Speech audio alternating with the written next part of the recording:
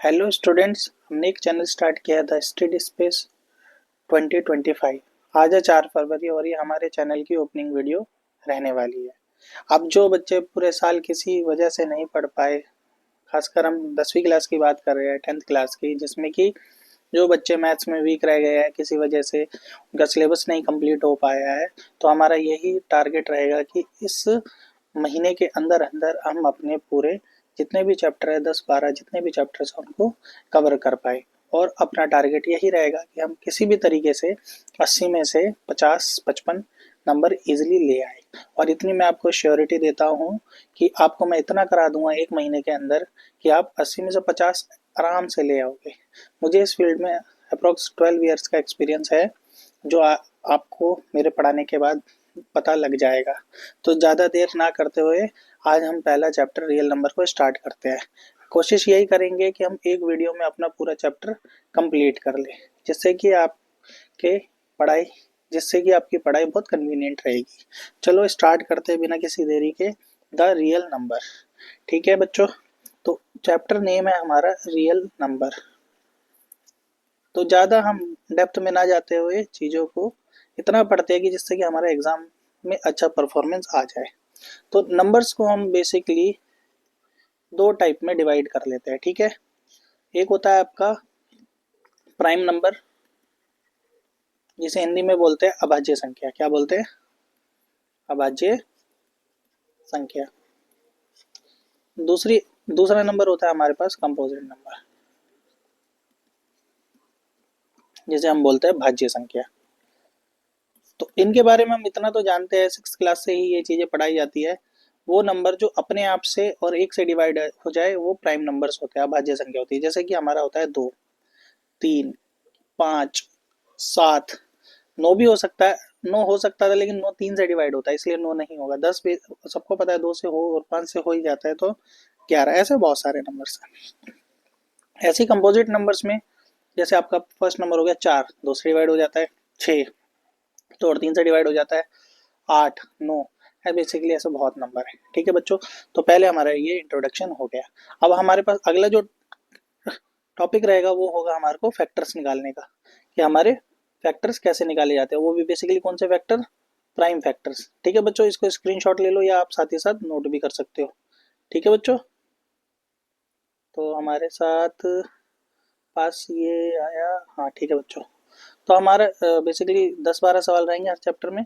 तो पहला क्वेश्चन इस टाइप का आएगा, आपको प्राइम फैक्टर्स निकालने पड़ेंगे बेसिकली। प्राइम फैक्टर्स, तो जैसे हमारे पास एनसीईआरटी का ये क्वेश्चन है 140, इसके हमें प्राइम फैक्टर्स करने हैं।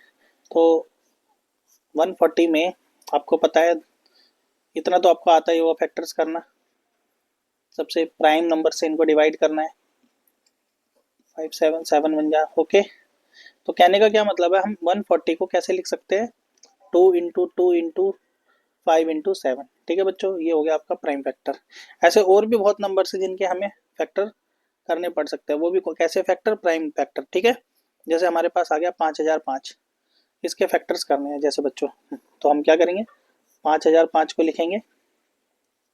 देखो पीछे से 5 दिख रहा है तो 5 ही से ही कर दो। किससे कर दो? तो 001। ये नंबर थोड़े डिफिकल्ट। 1001 की खासियत कुछ होती है, जैसे कि 17 से या 13 से देखो ट्राई करके, 13 91। हाँ 13 से इजीली डिवाइड हो जाएगा। 13 सत्ते 91, फिर 13 सत्ते 91, ये 7 से भी हो जाएगा और ये 11 से भी हो जाएगा। तो देखो याद करने वाली क्या बात है थोड़ी, कि 1001 के फैक्टर जो होते हैं, देखो 5 तो आ ही गया। 1001 ऐसा नंबर है जो 7, 11, 13 का मल्टीपल होता है। ये सॉरी ये ठीक है, ये आपको आगे भी नीट पढ़ सकती है। तो इतना आपको समझ आ गया, ये आपका एक टाइप का सवाल हो गया है। ठीक है, अब आगे हम देखते हैं दूसरे टाइप का सवाल। जब तक आप इसको नोट कर लो या आप इसका कोई स्क्रीनशॉट ले लो। ठीक है बच्चों, ठीक है, हम अब सेकंड क्वेश्चन करने जाएंगे। अब आपके पास आएगा second question LCM and HCF का। एलसीएम एंड एचसीएफ का, ठीक है। और उसका क्या हो जाएगा? Relation verification.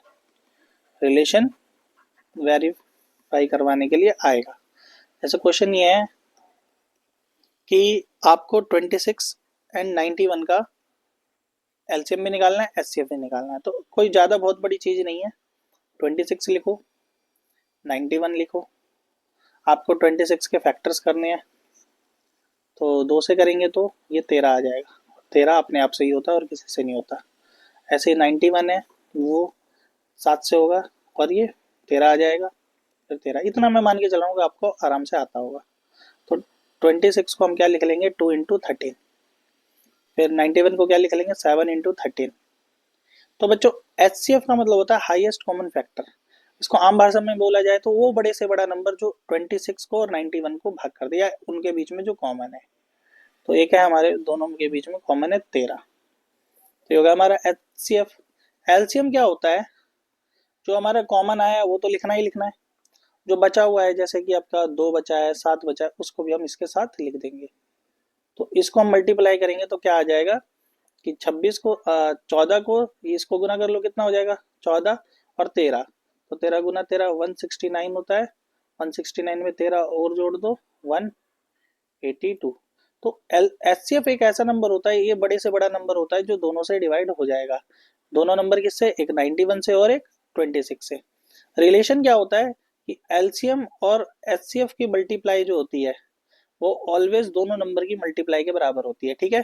तो एलसीएम हमारा 182 है, एचसीएफ हमारा 13 है, फर्स्ट नंबर हमारा 26 है और ये 19 है। अब इसको गुना करोगे तो देखो ये 26 104 6 10 ये आ गया। तो आप इसको भी गुना कर लेना, आपका यही आएगा, ठीक है। यही आपकी रिलेशन वेरिफिकेशन होती है। ऐसे आपका 2 नंबर में ये फॉर्मूला आपका लग जाता है, मेन फॉर्मूला आपका यही रहता है, ठीक है। अब इसमें आगे एक टाइप का सवाल क्या बनेगा, ये 4 चीजें हमारे पास, एक एलसीएम है, एक एचसीएफ है और दोनों नंबर है। तो इसमें क्या होगा, 3 चीजें दे देगा, आपसे चौथी चीज पूछ लेगा, ठीक है बच्चों। जब तक आप इसको नोट कर लो, ठीक है, तब हम इसके आगे कोई दूसरा सवाल करेंगे।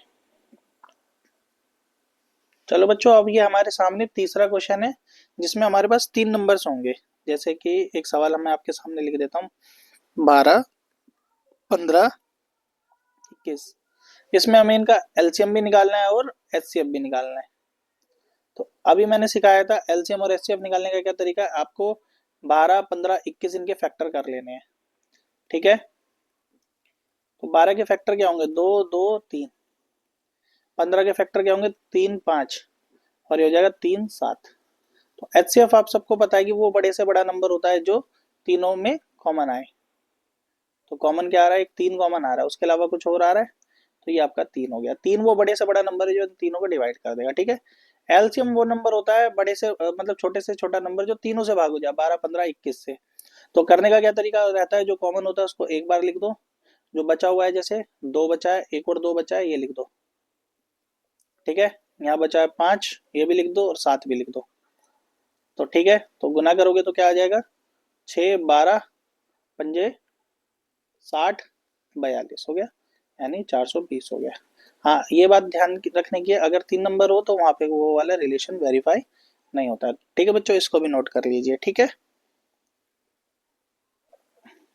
ये रहा बच्चों हमारे सामने फोर्थ क्वेश्चन। मैंने आपको पहले ही बताया था कि आपके सामने उस फॉर्मूले में 4 चीजें होती है। क्या होती है, जैसे H C F into L C M is equal to दोनों नंबर की मल्टीप्लीकेशन। तो यहाँ पे हमें पता है कि एच सी एफ कितना दे रखा है, इन दोनों नंबर्स का 9 है। तो एच सी एफ की जगह 9 रख देंगे, एल सी एम हमें नहीं पता। जो बात है, नंबर्स इन्हीं को मान लेंगे, 306 और 657। 306 657। तो हमें क्या करना है, एलसीएम को यहीं रहने देना है। हम बेसिक मैथ में पढ़ चुके हैं, मल्टीप्लाई हो रहा है 9, तो यहाँ आके इसको डिवाइड कर देगा, ठीक है। ठीक है, आपको इसके नीचे 9 लिख देना है। तो 9 से कट रहा है तो काट दो, देखो 9 7 63, ठीक है, 2 होती है 27। तो हमारा आंसर क्या हो जाएगा, 306 इंटू में 73। अब इसको मल्टीप्लाई आप कर लेना, वही आपका आंसर होगा, ठीक है बच्चों। टाइम वेस्ट ना करते हुए वीडियो को छोटे से छोटा रखेंगे ताकि आपकी रिवीजन जल्दी से जल्दी हो जाए, ठीक है। अब हम आ जाते हैं 5th क्वेश्चन की तरफ, ठीक है। चलो बच्चों, हमारे सामने ये रहा 5th क्वेश्चन और ये है हमारा, जैसे कि √3 को इरेशनल नंबर प्रूफ करो। आपका √3 आ सकता है, √2 आ सकता है, √5 आ सकता है, √7 आ सकता है। तो कॉन्सेप्ट यही रहेगा, इसको याद कर लेना, एज इट इज आपके पेपर में ये आ जाएगा, इसके आने के चांस सबसे ज़्यादा होते हैं। तो इस चैप्टर में बेसिकली हमको क्या क्या पढ़ना है, एक एलसीएम एचसीएफ निकालना सीखना है और इस तरीके के सवाल को प्रूफ करना सीखना है। तो इस चैप्टर से हमारे सारे नंबर आ जाते हैं। ठीक है, तो हम इसको स्टार्ट करते हैं। Irrational number, irrational number basically वो नंबर होता है, अब इतना डेप्थ में जाएंगे तो हमारा वीडियो लंबा हो जाएगा और हमारा कोर्स भी जल्दी पूरा नहीं हो पाएगा।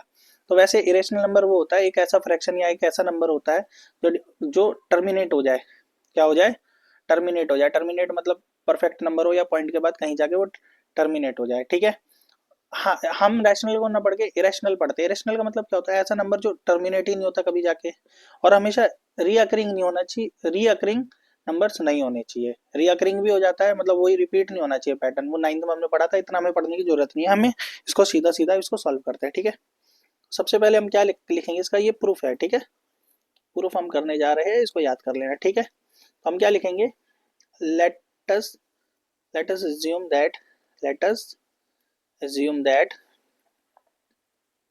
root 3 is rational। ठीक है, और क्या लिख देंगे, root 3 is equal to a by b. A and b, अब हम यहाँ लिख देंगे a and b are coprime and b is not equal to 0। Coprime number ऐसे होते हैं, ऐसे दो नंबर जिनके बीच में कुछ भी कॉमन ना हो। जैसे दो प्राइम नंबर तो वैसे ही कोप्राइम होते हैं, लेकिन ऐसा नहीं है कि दोनों ही प्राइम होने चाहिए। जैसे मान के चलो एक 15 है हमारे पास, एक हमारे पास क्या है 15 है, और एक हमारे पास 16 है, तो दोनों को प्राइम है। ये नहीं कि 15 प्राइम होना चाहिए, 15 प्राइम नंबर नहीं है, कंपोजिट नंबर है। 16 भी क्या है, कंपोजिट नंबर, लेकिन ये दोनों को प्राइम है, इन दोनों के बीच में कुछ भी कॉमन नहीं है। ठीक है, उन्हें हम को प्राइम बोलते हैं। को प्राइम नंबर क्या मतलब, इनके बीच में एचसीएफ क्या हो, 1 हो। अब नीचे 0 नहीं आ सकता है कि फिर वो अनडिफाइंड हो जाएगा। ठीक है, चलो आगे हम क्या करेंगे इसको, हमारा पेन ये रहा। ठीक है, इस बी को इधर ले जाएंगे तो रूट 3 बी हो जाएगा और ये ए हो जाएगा। ठीक है, स्क्वायर कर देंगे both side, squaring both the sides, तो क्या हो जाएगा, ये रूट 3 बी का whole square is equal to a का स्क्वायर, तो ये हो जाएगा 3 बी का स्क्वायर। तो इससे देखो एक बात पता लगती है, जैसे एक मैं एक एग्जांपल देके सकता हूँ, ये लिखना नहीं है, ये रफ है। ठीक है, ये आपका रफ रहने वाला है। जैसे मैंने लिखा 20, तो 20 को हम क्या लिख सकते हैं, 2 गुना 2 गुना 5। तो ये मल्टीप्लाई में 3 नंबर्स है, तो कहने का मतलब है 20 इससे डिवाइड हो सकता है, 20 इससे डिवाइड हो सकता है, ये बोल सकते हैं। ऐसे ही जो ए स्क्वायर है वो किसके बराबर है, 3 इंटू बी स्क्वायर। तो इसका मतलब क्या है कि ए स्क्वायर किससे डिवाइड हो जाएगा, 3 से डिवाइड हो जाएगा। तो इससे ये बात निकल के आती है, a square is divisible by 3, divisible by 3।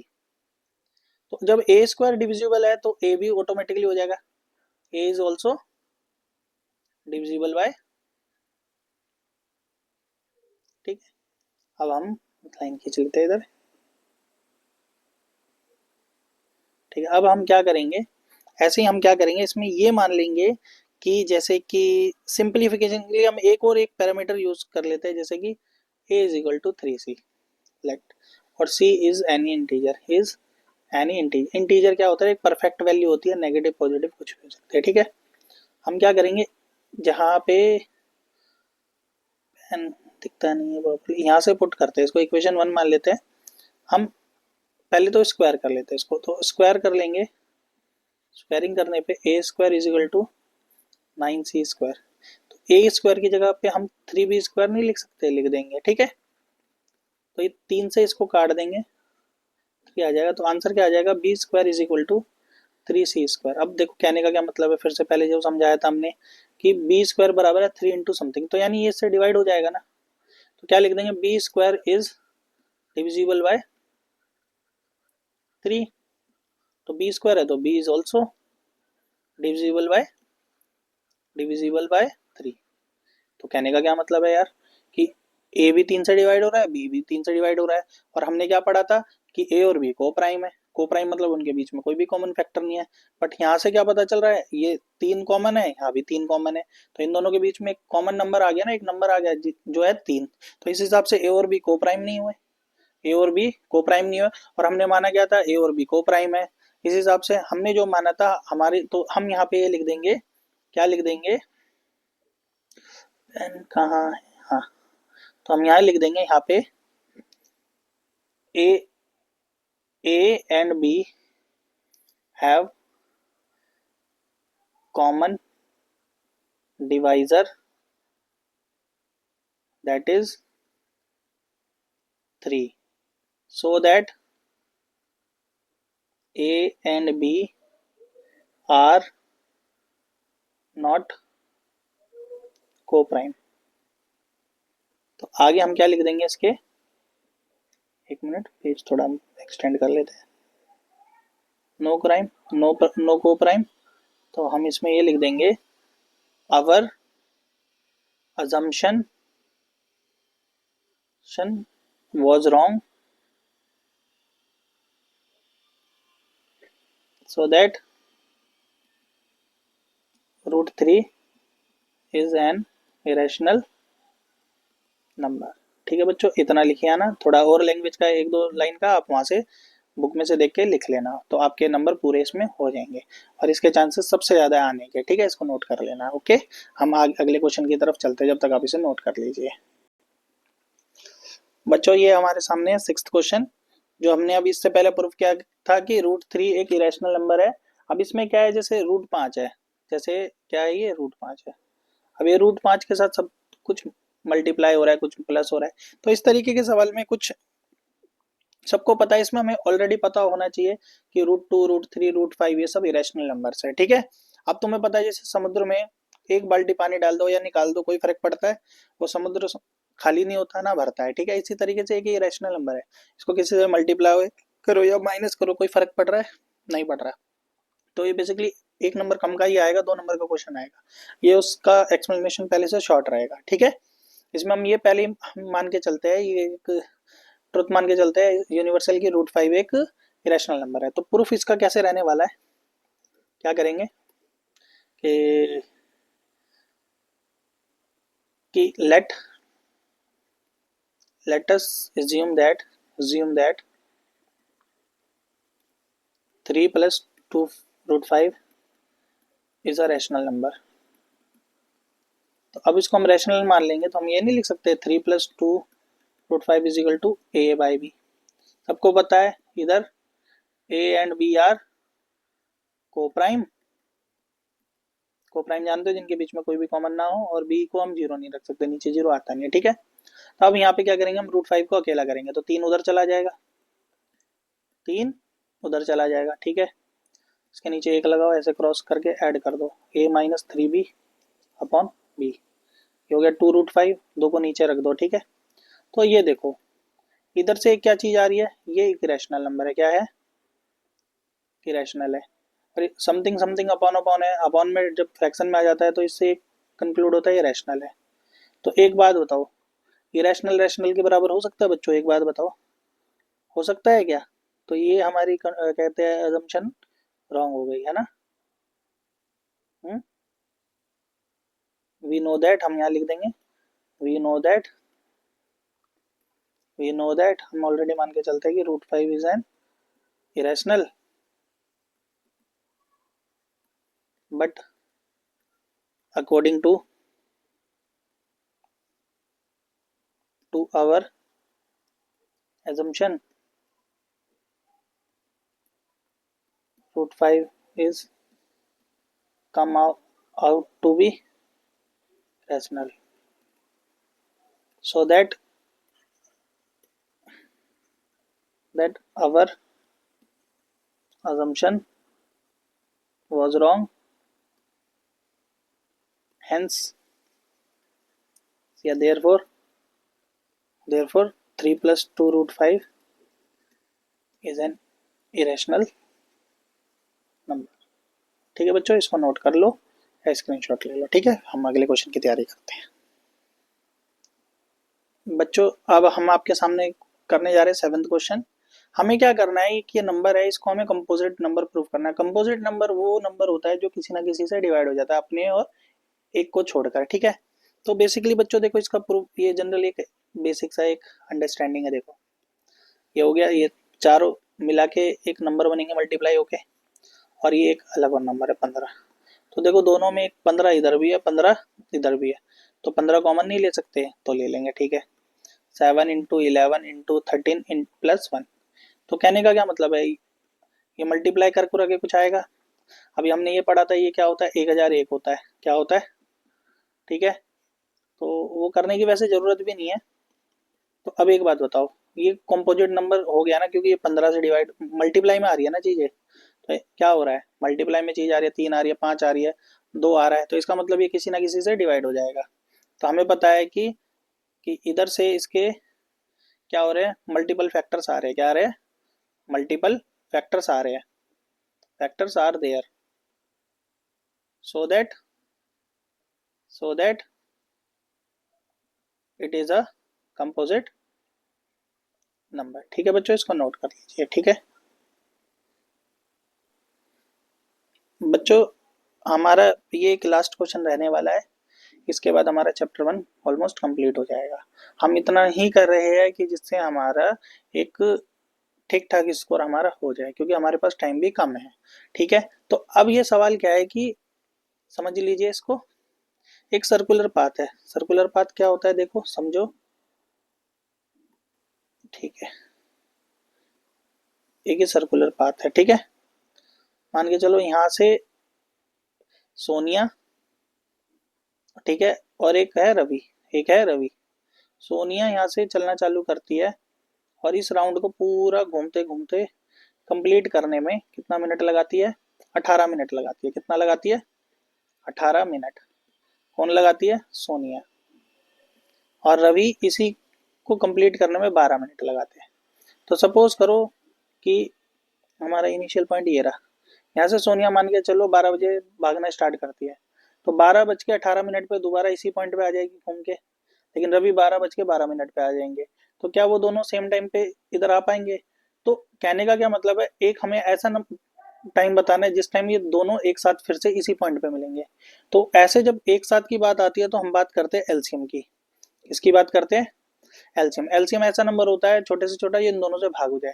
तो एलसीएम करना है तो ऐसे कर लो, बेसिक तरीका जो है ये होगा, इसका होगा 2 गुना तो एलसीएम कैसे आएगा इनका, कॉमन क्या है पहले तो वो लिख लो, 2 और एक 3।